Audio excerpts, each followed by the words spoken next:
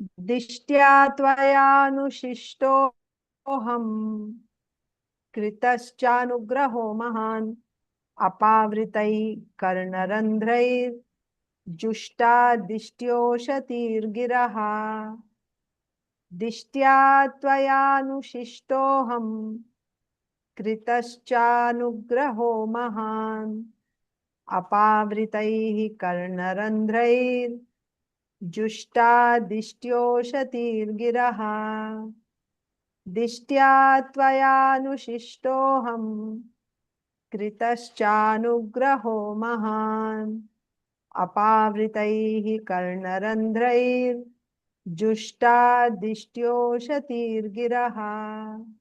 This chant. Hare Krishna Mataji. दिष्ट्या त्वयानुशिष्टोऽहं कृतश्चानुग्रहो महान् apāvṛtaiḥ karṇa-randhrair juṣṭā diṣṭyośatīr giraḥ. Hare Krishna. दिष्ट्या त्वयानुशिष्टोऽहं कृतश्चानुग्रहो महान् apāvṛtaiḥ karṇa-randhrair juṣṭā diṣṭyośatīr giraḥ. Hare Krishna. Hare Krishna. दिष्ट्या त्वयानुशिष्टोऽहम् कृतश्चानुग्रहो महान् apāvṛtaiḥ karṇa-randhrair juṣṭā diṣṭyośatīr giraḥ. Hare Krishna. Anyone else? Diṣṭyā tvayānuśiṣṭo kṛtaś-cānugraho mahān apāvṛtaiḥ karṇa-randhrair juṣṭā diṣṭyośatīr giraḥ. दिष्ट्या त्वयानुशिष्टोऽहं कृतश्चानुग्रहो महान् apāvṛtaiḥ karṇa-randhrair juṣṭā diṣṭyośatīr giraḥ.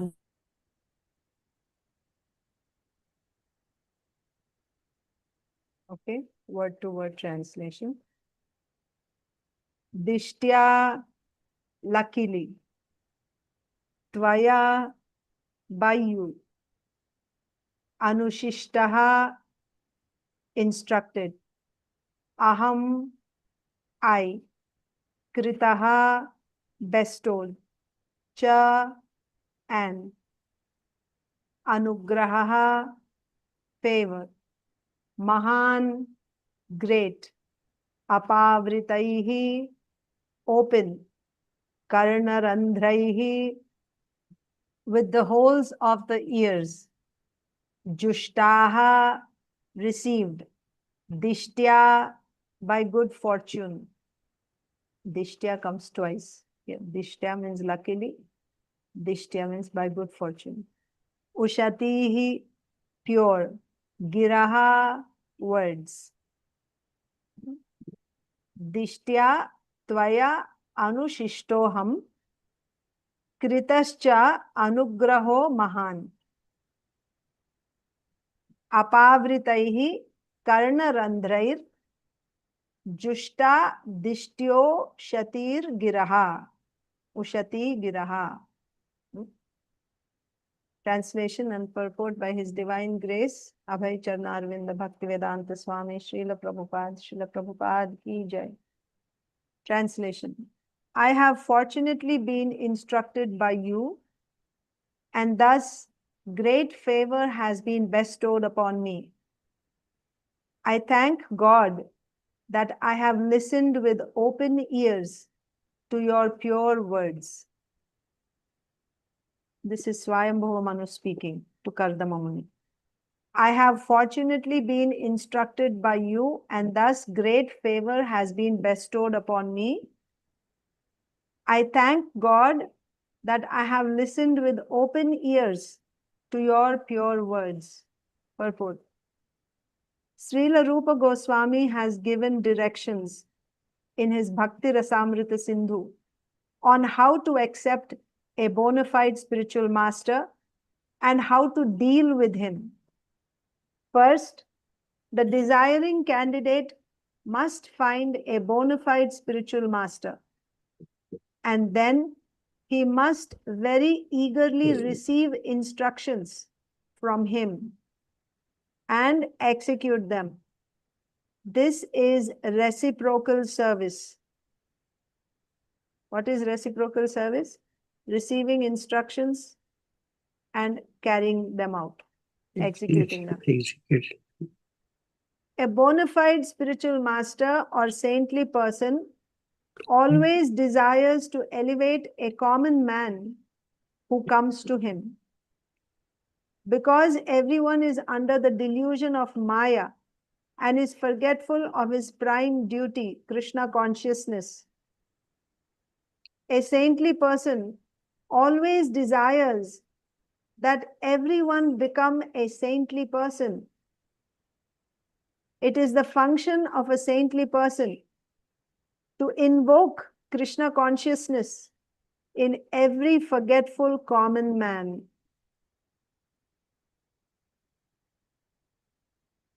Manu said that since he was advised and instructed by Kardama Muni, he was very much favored. He considered himself lucky to receive the message by oral reception.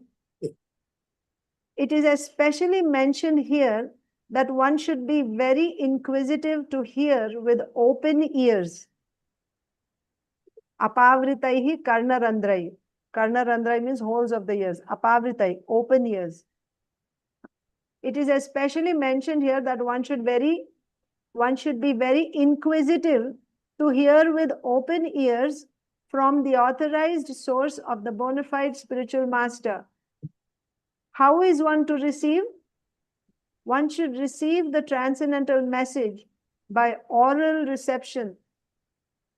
The word karṇa-randhrair means through the holes of the ears. The favor of the spiritual master is not received through any other part of the body but the ears. This does not mean, however, that the spiritual master gives a particular type of mantra through the ears in exchange for some dollars, and if the man meditates on that, he achieves perfection and becomes God within 6 months. Such reception through ears is bogus. The real fact is that a bona fide spiritual master knows the nature of a particular man and what sort of duties he can perform in Krishna consciousness.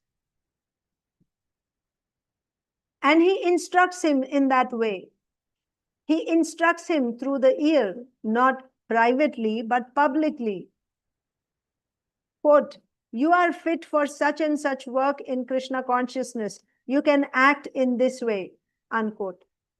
One person is advised to act in Krishna consciousness by working in the deity's room. Another is advised to act in Krishna consciousness by performing editorial work. Another is advised to do preaching work. And another is advised to carry out Krishna consciousness in the cooking department. There are different departments of activity in Krishna consciousness, and a spiritual master, knowing the particular ability of a particular man, trains him in such a way that by his tendency to act, he becomes perfect. Bhagavad Gita makes it clear that one can attain the highest perfection of spiritual life simply by offering service according to his ability, just as Arjun served Krishna by his ability in the military art. Arjun offered his service fully as a military man, and he became perfect. Similarly, an artist can attain perfection simply by performing artistic work under the direction of the spiritual master. If one is a literary man, he can write articles and poetry for the service of the Lord under the direction of the spiritual master. One has to receive the message of the spiritual master regarding how to act in one's capacity, for the spiritual master is expert in giving such instructions. This combination, the instruction of the spiritual master and the faithful execution of the instruction by the disciple, makes the entire process perfect. Srila Vishwanath Chakravarti Thakur describes in his explanation of the verse in Bhagavad Gita, Vyavasayatmika Buddhihi, that one who wants to be certain to achieve spiritual success must take the instruction from the spiritual master as to what his particular function is. He should faithfully try to execute that particular instruction and should consider that his life and soul. What is that? That instruction. You should consider that instruction his life and soul. The faithful execution of the instruction which he receives from the spiritual master is the only duty of a disciple, and that will bring him perfection. One should be very careful to receive the message from the spiritual master through the ears and execute it faithfully. That will make one's life successful. Om Ajnanatimmirandhasya Jnananjana Salakaya Chakshurunmilitam Yena Tasmai Sri Gurave Namaha. Sri Chaitanya Manobhishtam Sthapitam Yena Bhutale Swayam Rupah Kada Mahyam Dadati Swapadantikam. Nama Om Vishnu Padaya Krishna Preshtaya Bhutale Srimate Bhakti Vedanta Swaminiti Namine. Namaste Saraswate Deve Gauravani Pracharine Nirvishesha Shunyavadi Paschatya Deshatarine. Jai Sri Krishna Chaitanya Prabhu Nityananda Sri Advaita Gadadhara Srivasadi Gaura Bhakta Vrinda. Hare Krishna Krishna Krishna Hare Hare Hare Rama Rama Rama Hare Hare. Hare Krishna, dear devotees. Thank you very much for joining the morning Bhagavatam class at ISKCON Philadelphia. My humble obeisances to all the devotees.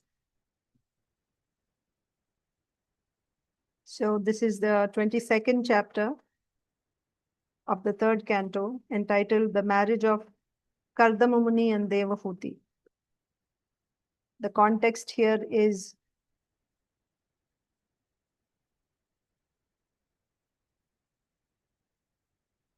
Kardama Muni had performed tapasya for 10,000 years because his father Brahmaji had ordered him to procreate. And the Lord, being pleased by his worship, by his tapasya, appeared to him and said that Swayambhuva Manu, that the Lord had already arranged a suitable wife for Kardama Muni, and that Swayambhuva Manu would arrive the day after, a couple days after that day.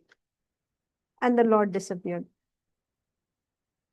He said other things also, how Kardama Muni would perfect his life, he would come to pure devotional service. Then Kardama Muni was waiting, and on that day, on the day that the Lord had said, Swayambhuva Manu arrived with his queen and his daughter Devahuti. What happened when Swayambhuva Manu arrived at Kardama Muni's ashram? He offered obeisances to Kardama Muni, because Kardama Muni is a Brahmana and also a great sage. So Swayambhuva Manu offered obeisances. This is the etiquette. We learn etiquette here. But when a guest arrives, it is the host who should speak first. So we see after Swayambhuva Manu offered obeisances, Kardama Muni gave him a seat, and then he started talking to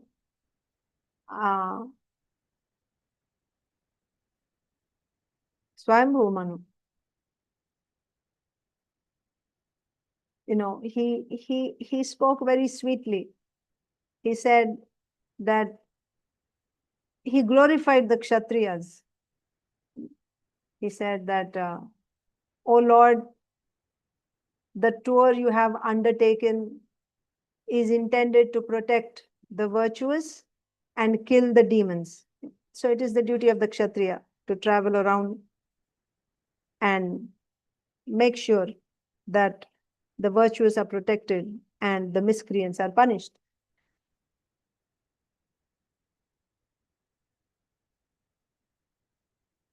He glorified the Kshatriya's, position, how he is actually carrying the potency of the Supreme Lord. The various demigods are carrying the potency of the Lord, and the king has a portion of the potency of all the demigods. He's a representative of the Supreme Lord, like that. And simply by the presence of a proper Kshatriya king, the culprits are threatened. And if the king didn't go around like this with his bow and arrow, then what would happen? So these rogues and rascals, they would just create havoc in society. Specifically, Kardamuni said, all the moral laws governing varnas and ashrams, which is created by the Lord, would be broken by the rogues and rascals if there is not a proper king. That's the role of a king, a Kshatriya king.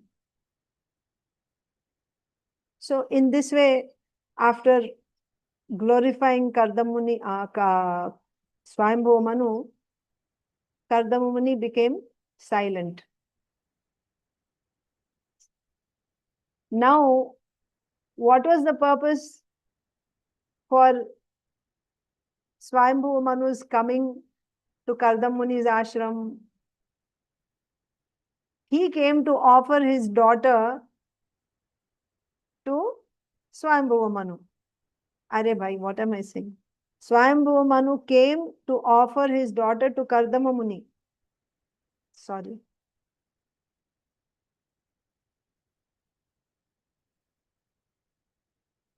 But you cannot just start right away. You cannot just, this is not the etiquette that you just go to someone's house and you just immediately say that I came here for this purpose, give it to me. You have to connect. So based on what the other person said, you also have to say something connecting the other person's statements. You understand?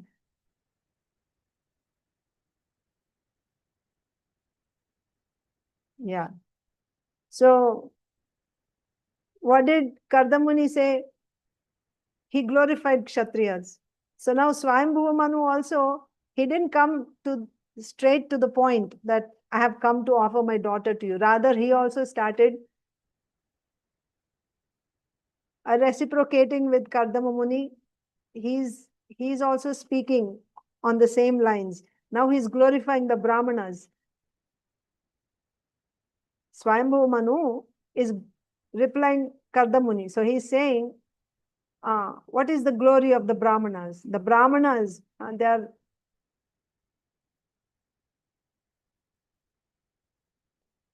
coming from the face of Brahmaji.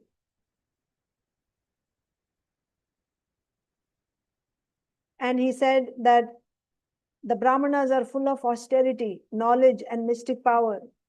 They are averse to sense gratification. Actually, we Kshatriyas were created by the Lord for the protection of the Brahmanas. Our Brahmanas are the head, they are the face, and we Kshatriyas are the arms. Brahmanas are the heart and Kshatriyas are the arms. Actually, the fact is, they are both protecting each other. How are they both protecting each other? Because Brahmanas are compared to the heart of the Lord, Kshatriyas to the arms. If somebody attacks you, right? Like somebody is going to beat your hand, what will you do? You just go like that, isn't it?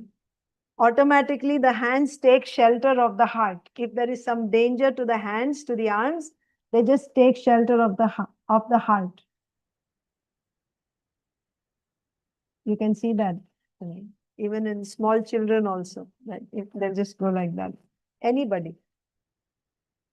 So Kshatriyas, if they are in some danger, they are in some difficulty, who do they take shelter of? They take shelter of the Brahmanas. The Brahmanas show them the way, how to deal with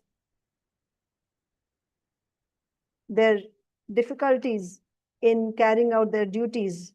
The Brahmanas show them the way from the scripture. But if somebody attacks the Brahmanas, if somebody is not allowing the Brahmanas to do their respective duties, just like Vena had stopped all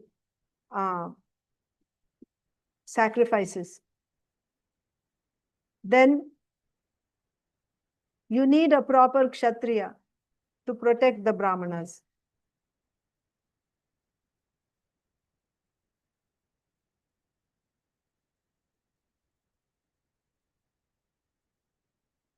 Eventually, Prithu Maharaj comes, isn't it? So, the Lord created Brahmanas and Kshatriyas to protect each other. The Brahmanas protect the Kshatriyas and Kshatriyas protect the Brahmanas. So further, Swayambhu Manu is saying, it is my good fortune that I have been able to see you, for you cannot easily be seen by persons who have not subdued the mind or controlled the senses. I am all the more fortunate to have touched with my head the blessed dust of your feet. He offered obeisances as soon as he came. So he is glorifying, Swayambhu Manu is glorifying Kardama Muni. And now he is saying in today's verse, I have fortunately been instructed by you, and thus great favor has been bestowed upon me. I thank God that I have listened with open ears to your pure words. So here, Swayambhu Manu is taking the position of a disciple. Srila Prabhupada in the purport is explaining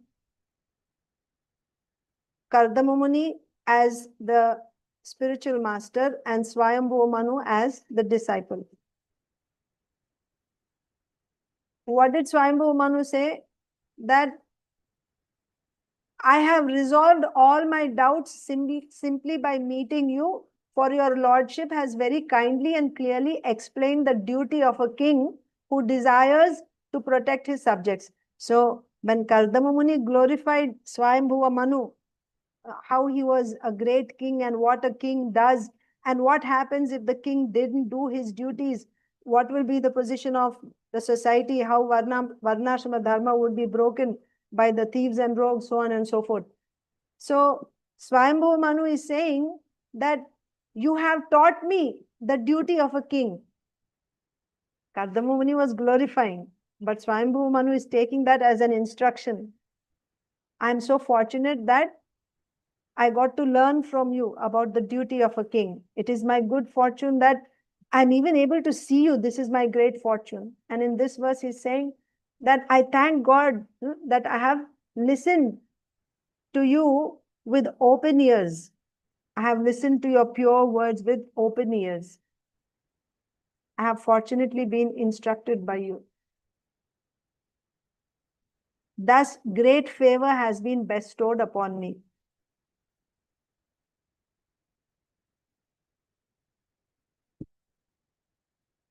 So in this purport, Srila Prabhupada begins with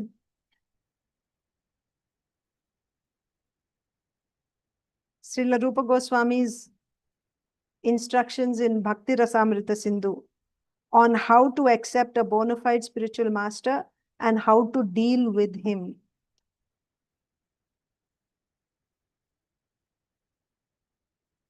On the path of pure devotional service, so when you say pure devotional service, let me share my screen with you.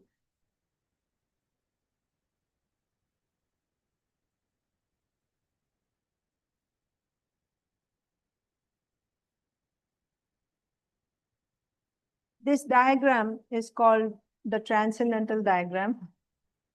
It is actually made from Uddhav Gita, 11th canto, 20th chapter, text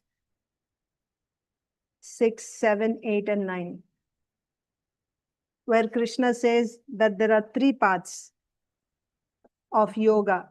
The Lord has given 3 paths of yoga for the benefit of human beings. One is jnana, one is bhakti, and the third one is karma yoga. So this is jnana yoga, this is bhakti yoga, and this is karma yoga. Here, this whole thing is karma. Well, karma yoga, you have at the bottom you have karmis, and on top you have karma yoga. So there's only 3 paths. There's no other path, Krishna says. There's no 4th path. There's only 3 paths that the Lord has given. One is jnana, one is bhakti, and the third one is karma. To do jnana yoga, there's a qualification, antah-karana shuddhi. That means purification of heart, or you can say detachment, complete detachment. This is qualification to do jnana yoga. The qualification to do pure devotional service, bhakti yoga, the qualification is firm faith, dhrida shraddha, firm faith. Purification is not the qualification for bhakti. Only firm faith is the qualification. And one who didn't get either of these qualifications has to do karma yoga, because all conditioned souls are eligible to do karma. You don't need any qualification to do karma. Every conditioned soul is qualified to do karma. That is why you need a king who will enforce, who will ensure that all the citizens, all the subjects in the kingdom are doing their respective karma according to their quality, according to their nature. Karma is for everyone, for the general society, but that karma should be done according to their nature. But then what is karma yoga and what is simple karma? So here they're called karmis. Karmis means there is no connection with the Supreme Lord. Everyone here is doing karma, but their consciousness is different. Here, karmi, when he does karma, karma means varnashrama dharma. His goal is sense gratification. Here, karmi's goal is sense gratification. And for the sake of sense gratification, he will organize a society into Brahman, Kshatriya, Vaishya, Shudra, etc. But the goal is sense gratification. Here, before entering into jnana, you have this qualification of detachment. Until you get this qualification, you have to do karma. This is called nishkama karma yoga. But here the aim is you're trying to get this qualification so that you can get into jnana yoga. So here you're doing nishkama karma yoga. Nishkama karma yoga. You are also doing karma. Brahman, Kshatriya, Vaishya, Shudra, etc. is there. But what is the goal? You want to get Brahma Prapti. You want to go and merge into Brahman. That's your ultimate goal.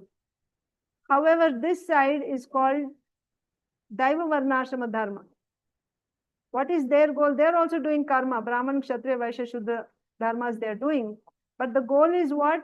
First, I need to pass through this gate. This is Dridha Shraddha or firm faith. And then my ultimate goal is Krishna Prema. And by that Krishna Prema, I want to get Bhagavad Prapti, go back to Goloka. And then there is one more, regular Varnashrama. Regular Varnashrama means this is a society, so they are different from Karmis. Karmis are also following Varnashrama, but their goal is material opulence, material results, going to heaven, etc. But here they don't want any material attachment. They are connecting with the absolute truth. They worship Lord Vishnu. They worship Lord Vishnu through their occupational duty. And what is their goal? They want to get liberation, go to Vaikuntha, Salokya, Samipya, Sarupya, Mukti, they'll get. But there's no service. They're not aspiring for service. Rather, they want to get opulences, transcendental opulence of Vaikuntha, live eternally in Vaikuntha. So like this. But all this is karma. But you see, within karma, karma means Varnashrama Dharma. But then there are different societies here. There is Karmi Varnashram, impersonal Varnashram, regular Varnashram, Daiva Varnashram. To do this pure, so this is the path of pure devotional service. Pure devotional service begins from Sadhu Sangha. But to start pure devotional service, you need firm faith. That's the qualification. This is the entry gate. Until and unless one has pure devotional service, he cannot begin. Until and unless one has Dridha Shraddha, firm faith, he cannot begin pure devotional service. So what is the very first step of pure bhakti? The first step is Guru Padashrayaha. Srila Rupa Goswami says in Bhakti Rasamrita Sindhu, the first step of pure devotional service is Guru Padashrayaha. That means, I have to give you some more information here. How exactly it works? Since the topic came about Guru, I'm just going to explain to you in brief how one proceeds on the path of pure devotional service. You see, actually, you're not able to see here, but below this Karmi, there is Vikarmi. There's another, I don't know if you're able to see that. Are you able to see the small oval under the big oval? It says Yes. Vikarmi. Oh, okay, good. I am not able to see, that's fine. Okay, so there is Karmi. So why there are two separate ovals? Because this is actually properly following Varnashrama system as given in scripture. Vikarmi means nature is already there. All people have that nature. You will have that guna of a Brahmana, Kshatriya, Vaishya, Shudra. But your work is not done as it is prescribed in Shastra. Rather, you are engaged in Ugra Karma or Vikarma. Vikarma means that which is not prescribed in Shastra. So, the different types of occupations that we have in society today, they are actually Vikarma.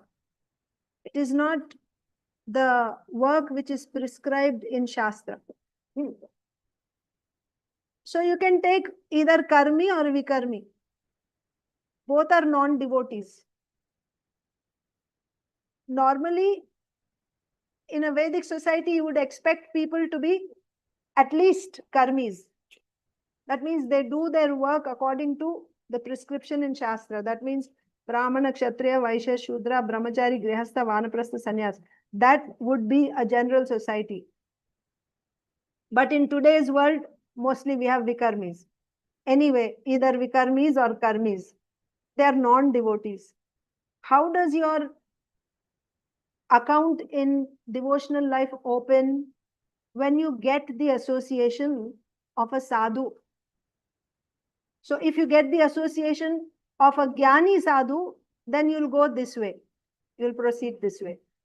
If you get the association of a Varnashrama, regular Varnashrama person, sadhu, or regular, then you'll go this way.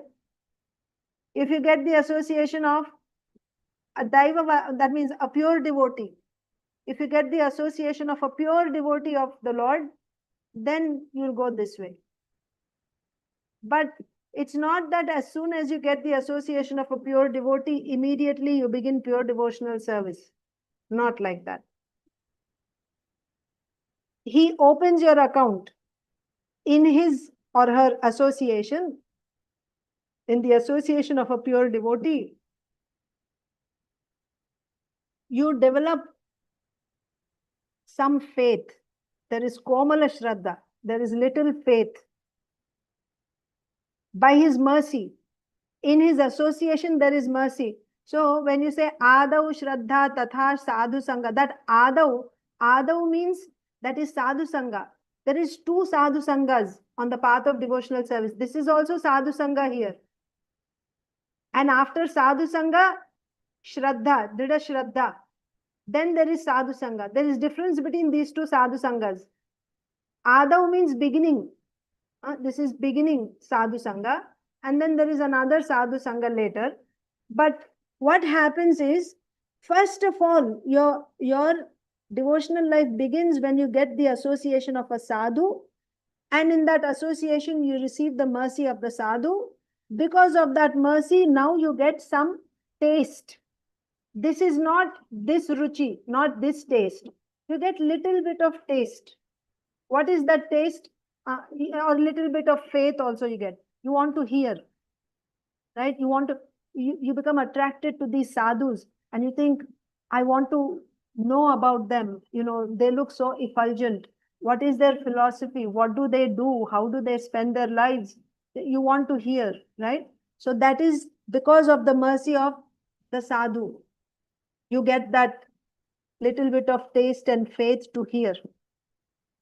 And by this mercy, now you come in the association of sadhus, different sadhus. Now you start hearing from them. What did Srila Prabhupada say in this purport? How do you receive the mercy of the spiritual master? Through the ears. What is Swayambhu Manu saying? He's saying that I'm so fortunate that I have heard your instructions with open ears. So this oral reception is very, very important. So initially, this new person, either karmi or vikarmi, when he comes in the association of sadhus, now he will start hearing. He's hearing from different devotees. Amongst these, he will select one person. So these different sadhus, he's hearing from different sadhus. From amongst these sadhus, he will be attracted to one person and he has questions in his heart. And he gets this Vishesha Bhubutsa. Vishesha Bhubutsa means specific inquisitiveness or inquiry about this particular form of the Lord or this particular method of worship. He wants to know more details of this type of worship or this particular form of the Lord. He wants to know more. So he approaches one particular sadhu, one or two, it's okay, or a few more also, no problem. But that person acts as his Shravana Guru. This is the first spiritual master here. Shravana Guru. Shravana Guru. What is the role of Shravana Guru? Shravana Guru is teaching you Shastra, scripture. Specifically for us, because this is Bhakti Marga, he's teaching you Bhakti Shastras. The philosophy of Bhakti from Bhagavad Gita, Bhagavatam, he is teaching. That is Shravana Guru. And whatever questions I have, all those questions are resolved by hearing from this Shravana Guru and contemplating on the answers and on the explanations given by the Shravan Guru. The questions in my heart are resolved. This contemplation is called mananam. So Shravanam and mananam, it's very, very important for removing all the doubts. When all the doubts in your heart are removed, then you get dridha shraddha, firm faith. So what is the way to get firm faith? You have to hear from pure devotees. And what do you hear? You have to hear from Bhakti Shastras. What is the conclusion of Shastra? So when you are convinced about the conclusion of Shastra, what is the conclusion of Shastra? Surrender. One who surrenders to the Supreme Lord becomes fearless. One who does not surrender to the Supreme Lord remains fearful. This is the conclusion of Shastra. So when one is convinced about this, that I have to surrender to the Supreme Lord, then his firm faith is formed. Now he does not have faith in doing his particular occupational duty or his family or, some jnana sadhanas or anything. His faith is only Krishna is the Supreme Personality of Godhead. My only identity is I am a servant of the servant of the servant of the Supreme Lord, and my only duty is to render direct devotional service to him. What is direct devotional service? Shravanam, Kirtanam, Vishnu Smaranam, Padasevanam, Archanam, Vandanam, Dasyam, Sakyam, Atma Nivedanam, and the 64 limbs given by Srila Rupa Goswami in Bhakti Rasamrita Sindhu.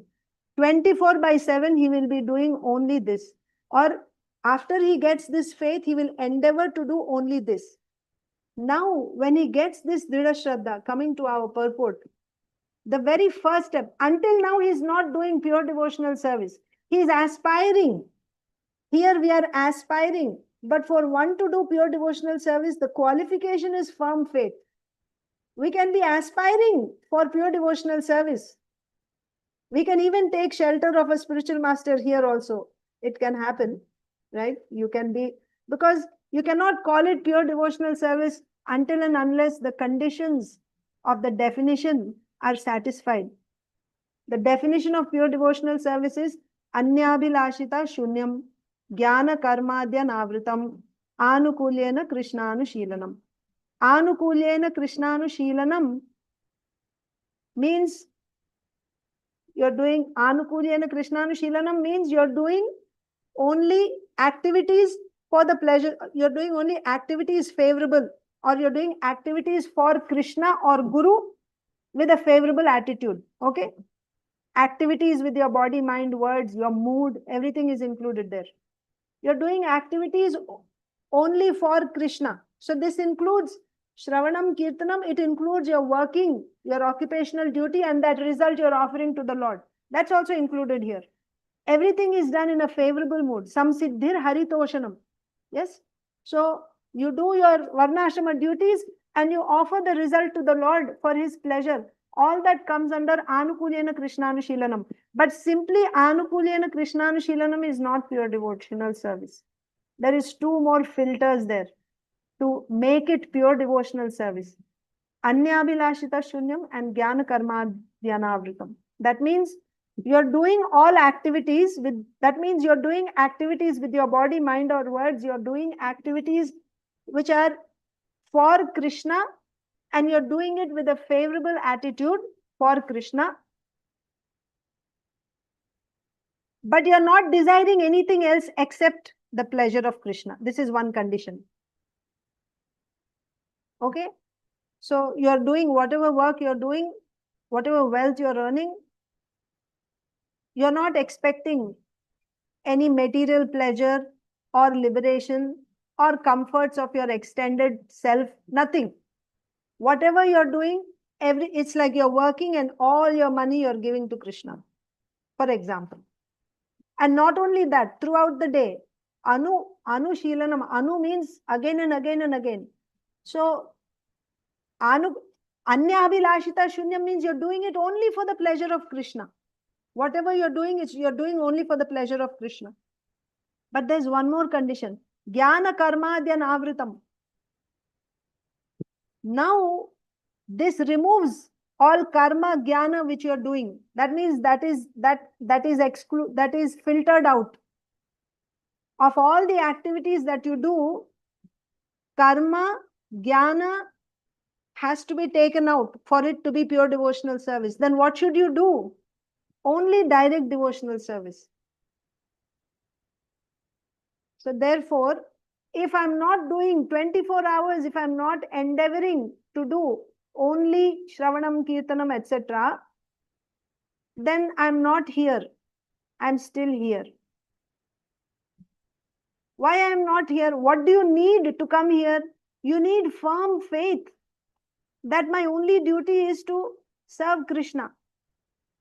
If you don't have that firm faith, you will do for 2 hours and then after 2 hours you'll look for something else to do.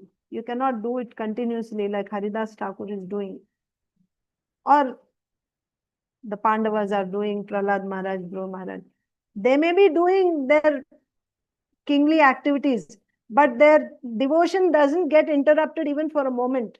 Either they're chanting or they're remembering with their body, mind or words, they're in touch with the Lord continuously. So, Guru Padashraya comes where? After Dhrida Shraddha. Then you take shelter of Guru. That's the beginning of your devotional service.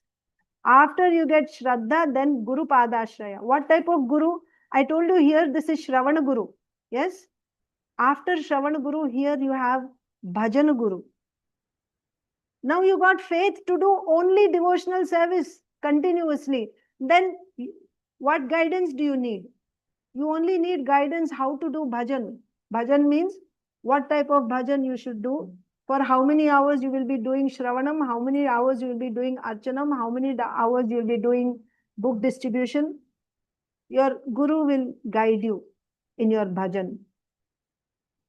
How to engage your 24 hours. What different types of devotional service should you do? What type of bhajan should you do? That is guided by Bhajana Guru. When will that happen? After you get Dhrida Shraddha. That is why it is said the very first step of pure devotional service is Guru Padashraya. It's very important. A spiritual master. Now you may ask, what about those who didn't get to it? Like I don't know, maybe some of you are doing it. I'm not doing 24 hours direct devotional service to Krishna. Then don't we have a Guru here? Can't we have a Guru who's guiding us what type of services we should do? Even what type of work I should do in this world? Don't we have like a Shiksha Guru who's telling us, who's guiding us? Yes. Yes. He can guide us here also. But this is not yet pure devotional service. What does Srila Prabhupada say in the purport? I'll show you.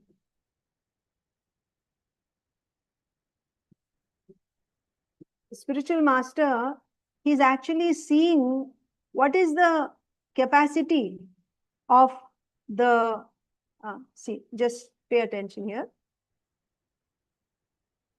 A bona fide spiritual master or saintly person always desires to elevate a common man who comes to him. So the spiritual master sees where is this person at. It's not a general formula for everyone.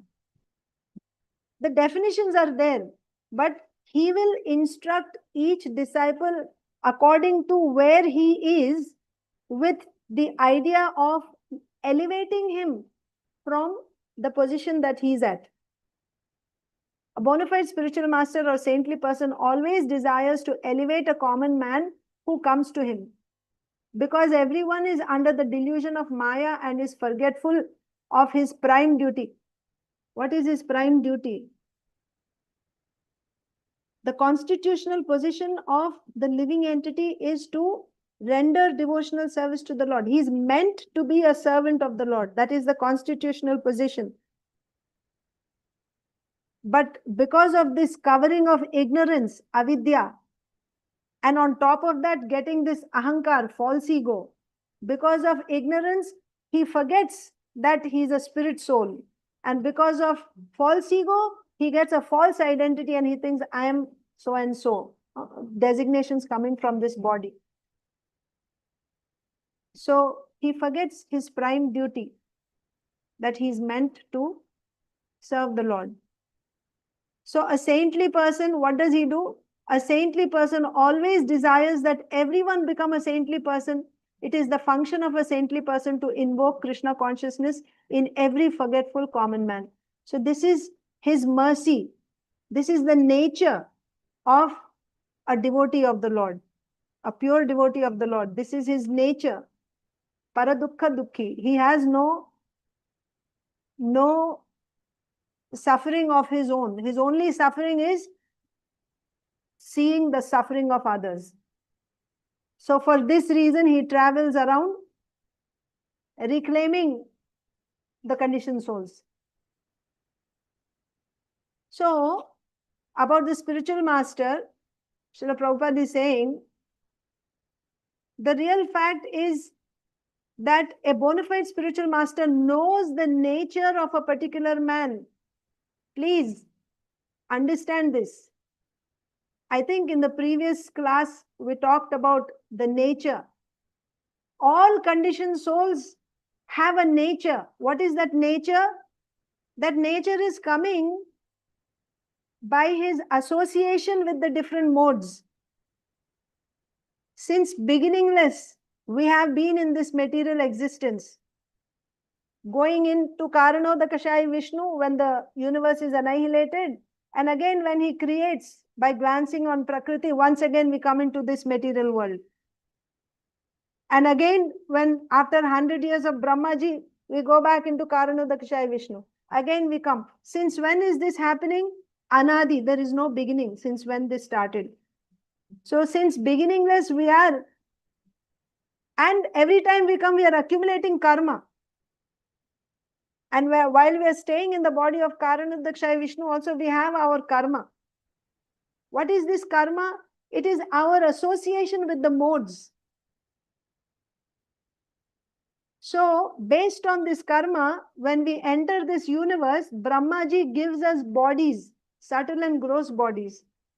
Subtle body consists of intelligence, mind, chitta, senses, and then gross body. The body is given based on my karma. I get a certain type of intelligence, certain type of mind, certain type of senses and body based on my karma. My mind in my subtle body is my svabhava or my nature. So it can be the nature of a Brahmana, it can be that of a Kshatriya, Shudra, Vaishya, like that. Or outcasts also. So the spiritual master knows the nature of a particular man and what sort of duties he can perform in Krishna consciousness. So the idea is to bring us to Krishna consciousness. Yes. So I'll do this.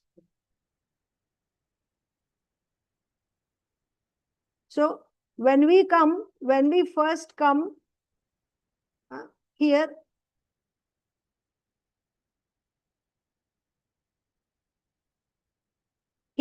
I'm saying here, we are here. We are coming from here. The spiritual master sees our nature. If we don't have firm faith, then he will engage us in some activities in this world based on our nature. But what is the goal? The goal is to bring us to Krishna consciousness. After you get firm faith, then from here you're Krishna conscious. You know what is Krishna consciousness? Krishna consciousness means at every moment you see the Lord in his creation. You see the Creator in creation. You don't see anything separate from the Lord. You see everything as the Lord's energy. Everything. And this is at every moment. You are not directly seeing Krishna, but conceptually you have this conviction. Everything is Krishna's energy. And you live with that consciousness. That is Krishna consciousness. So to bring us to that consciousness, the spiritual master will engage us in different types of activities. He can see our nature. The real fact is that a bona fide spiritual master knows the nature of a particular man and what sort of duties he can perform in Krishna consciousness, and he instructs him in that way. He instructs him through the ear, not privately but publicly. Yes. So again, one important point. We want easy way, right? We pay some money and then we just want to become, like I heard that people pay and they get initiated. I heard that also. You pay certain amount and then you get initiation. That type will not help, right? And here Srila Prabhupada is saying that,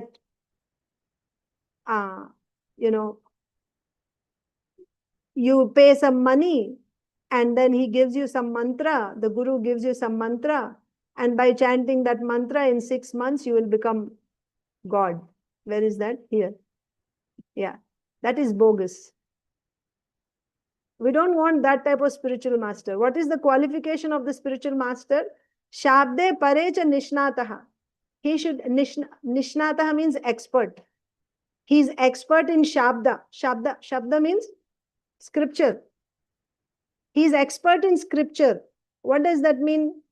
He can answer any question expertly based on scripture. He can also explain it logically, but that logic is based on scripture. He's expert. He knows the scripture thoroughly, properly, and he can explain it to you. He's expert. And pare means shabde and pare. Pare means he's realized. He has experienced the Lord. This is the qualification of a spiritual master. Whether it is Shravana Guru or Bhajana Shiksha Guru, and there is a third type of Guru, Diksha Guru. Diksha Guru gives you the Vaishnava mantra. That mantra tells you what is your relationship with Krishna. What is the form of the Lord? What is your worshipable deity? Which form is your worshipable deity? And what is your relationship with that deity? This is said by the Vaishnava mantra. Guru gives this Vaishnava mantra in Diksha. So by chanting this mantra, one can actually realize one's relationship with the Lord. And by chanting these mantras, one worships the deity. So in this way, you have 3 types of gurus: Shravana Guru, Bhajana Shiksha Guru, and Diksha Guru. Diksha Guru, so which guru will take you back to Godhead? We have this question, right? Who is the one who takes me back to Krishna? Srila Jiva Goswami says any one of them is qualified to take you back to Krishna. Whoever you surrender to. If you surrender to the Shravana Guru can take you back to Krishna. Shiksha Guru can take you back to Krishna. Diksha Guru can take you back to Krishna. But the qualification is important. When you say Shiksha Guru is also Shabde Parecha Nishnataha. Realized Krishna. Expert in Shastra. Shravana Guru, Diksha Guru. Same. And same person can act in all 3 capacities. That person who is your Shravana Guru can also be your Shiksha Guru and Diksha Guru. That also happens. Actually, it happens quite often in our society. So I'll just see finally if there's anything remaining in the purport which I didn't touch upon.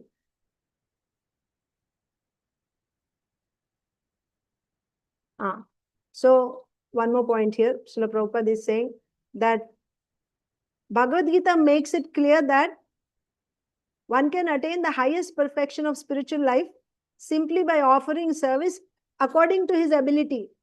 So that is why this Varnashrama system helps us. That diagram that I showed you, in that diagram, once you get firm faith, there is no question of identifying yourself with, whether you're Brahman, Kshatriya, Vaishya, Shudra. When Sri Chaitanya Mahaprabhu says, I'm neither Brahman, Kshatriya, Vaishya, Shudra, that is here. After you cross this firm faith, you are neither Brahmana, Kshatriya, Vaishya, Shudra. Your consciousness is Jivara, Swarupahoy, Krishnera, Nitya Das. You get that here. Dhrida Shraddha, that firm faith you get here. There's no point of identifying yourself as belonging to a particular country, community, caste, nothing. However, you have Bhajananandis and Goshtyanandis. Bhajananandis, they do their bhajan in seclusion somewhere alone. But Goshtyanandis, they are in society. So they, even though they are pure devotees, that means 24 hours they are doing devotional service, still they act in society. They take roles in society, like the Pandavas, like Dhruva Maharaj, like Parikshit Maharaj, like Bhaktivinoda Thakur, like Srila Prabhupada in his Grihastha ashram. They set example to people in society. They set example for Grihasthas, example for kings, Kshatriya kings, like that. But that work that they do, you don't call it karma, because they don't identify themselves as Brahman, Kshatriya, Vaishya, Shudra. That is just external to show the world. Their consciousness is always Krishna conscious, and they are doing direct devotional service constantly at every moment. About Bharat Maharaj, we hear in Bhagavatam, he is constantly chanting Hare Krishna. I mean, Krishna's names. He's chanting constantly. Even in his sleep, he's chanting. Like that. About Prithu Maharaj, we hear. At every moment, he's seeing the creator in creation, even though he's doing his, kingly duties. He's at every moment, he's Krishna conscious. So this is how pure devotees who are on this side, even though they're acting in society, they're setting example to others how to do their varnashrama duties, but they don't identify themselves. But that happens after firm faith. Now you decide where you are. Are you on this side or that side? So those who are on this side, because you don't have qualification to do only devotional service 24 hours, you do 2 hours, 4 hours, 8 hours a day, let's say. What about the remaining hours? What are you doing at that time? That time, the remaining time, you have to do work which is prescribed in Shastra. And that work can also help you in progressing in bhakti. That's what Srila Prabhupada is saying. You can be an artist, you can be a kshatriya, you can be a writer, and you dovetail that in Krishna's service. You do your particular occupational duty. Why you're doing that occupational duty? Because you're still identifying with your body. Is it possible for someone here to also do that? Yes, it is very much possible, provided you're doing 24-hour direct devotional service continuously. Either you're chanting or remembering or direct devotional service, Shravanam, Kirtanam, Vishnu Smaranam, you're doing all the time. And externally, you're doing some work. Accepted, no problem. But if you're not doing 24 hours and you're doing some artwork or you're doing some Kshatriya duties or some other duties, whatever work you're doing, that work should be according to scripture, as prescribed in scripture, so that you don't incur sins. If you don't do work as prescribed in Shastra, that work is sinful or it is vikarma. It's in the modes of passion and ignorance. But if you do work which is prescribed in Shastra, it brings you to the mode of goodness. That's the idea. So, what Srila Prabhupada is saying is, according to your ability, you can render service to Krishna and you can come to perfection. But this is the path. Not that by doing this directly you're jumping here. By doing this, you'll acquire this qualification and then you'll progress like this. And ultimately you'll get prema and then you'll go to Goloka.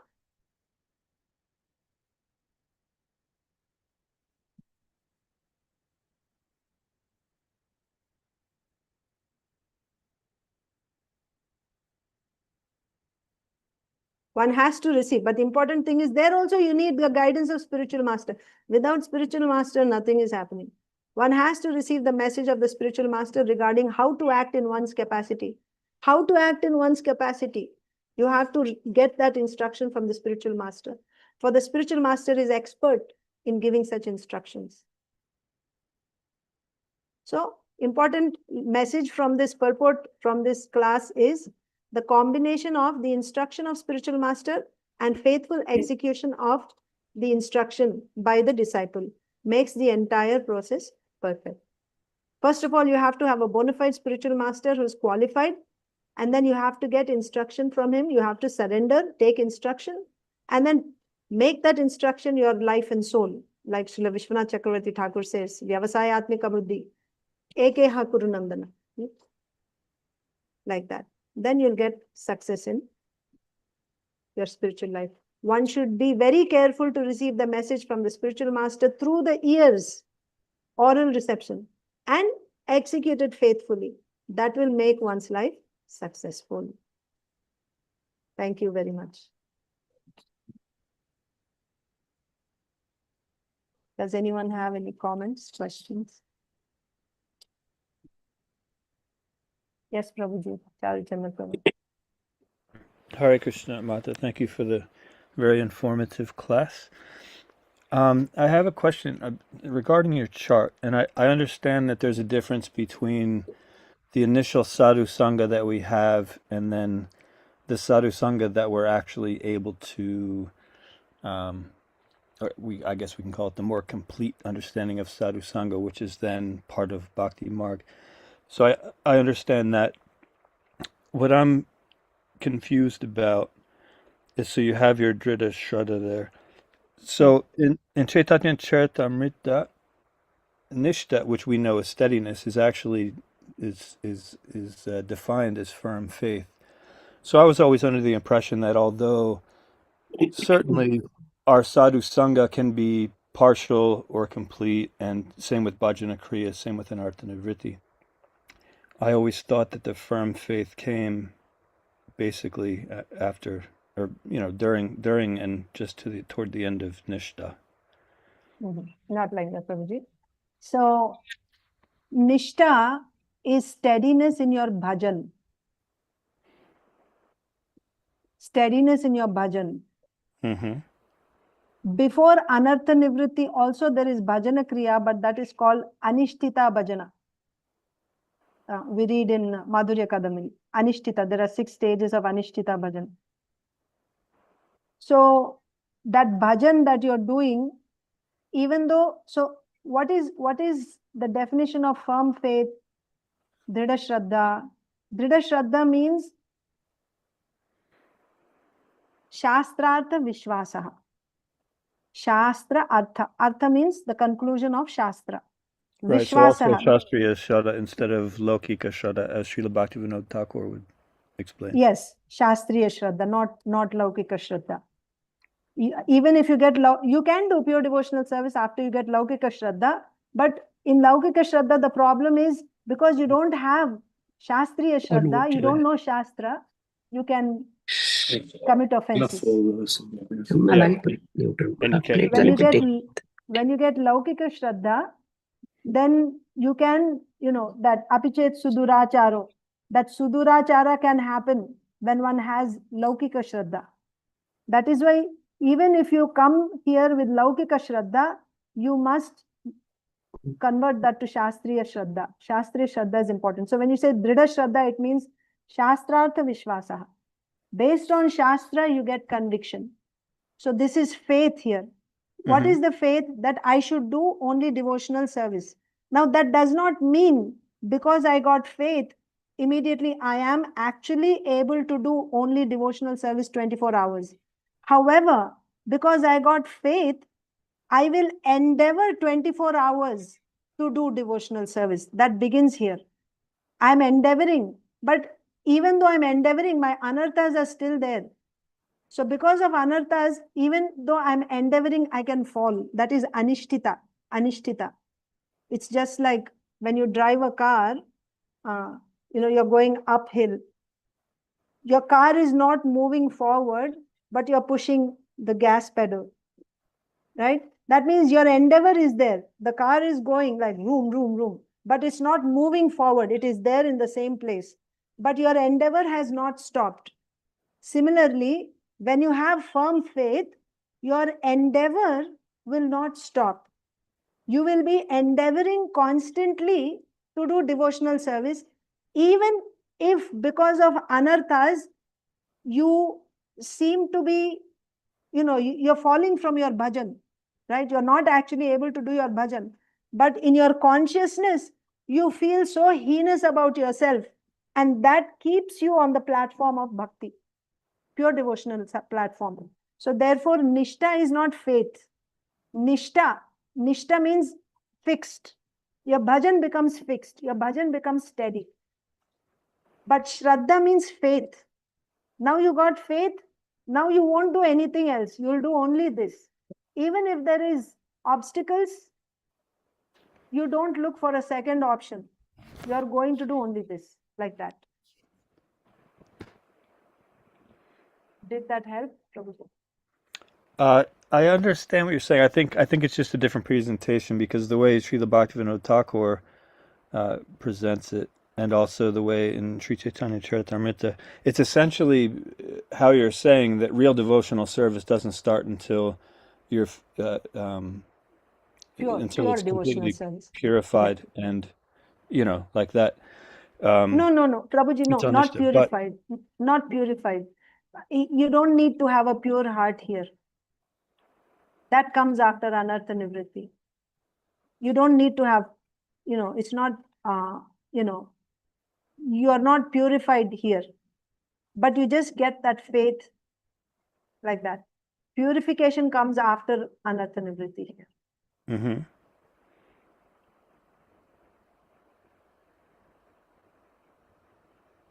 Okay, I think we're just saying the same thing in two different ways. I was just a little confused because generally the term drita shraddha, or firm faith, is reserved for that area around niṣṭyā.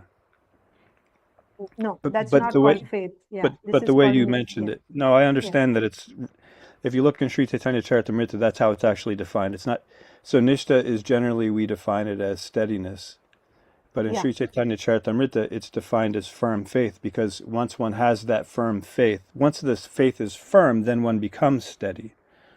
So it's a correlation. Steady means here, 24-hour bhajan. You are endeavoring for 24-hour bhajan. So the steadiness here is your endeavor becomes steady. I Yeah. see what, no, so like I said, basically we're saying the same thing in Same two thing, different okay. ways, and now I understand it. But I was just wondering, because generally you don't hear that you need drita shraddha before sadhu sangha takes place, and you did mention that there's sadhu sangha even before that in the Yes. Daivi Varnashram phase. So yeah, I think we're just saying the same thing in two different ways. It was strange seeing it that way, because it looks like, you have this locked gate. You can't even start sadhu sangha until you have firm faith, 24 hours engaged in devotional service. It means you can cultivate it, you just don't have it. So yeah, we're saying the same Yes, thing. you have to cultivate. Right. Yes, got it. Thank you. Thank you. Okay. Any other questions, comments? It's past time.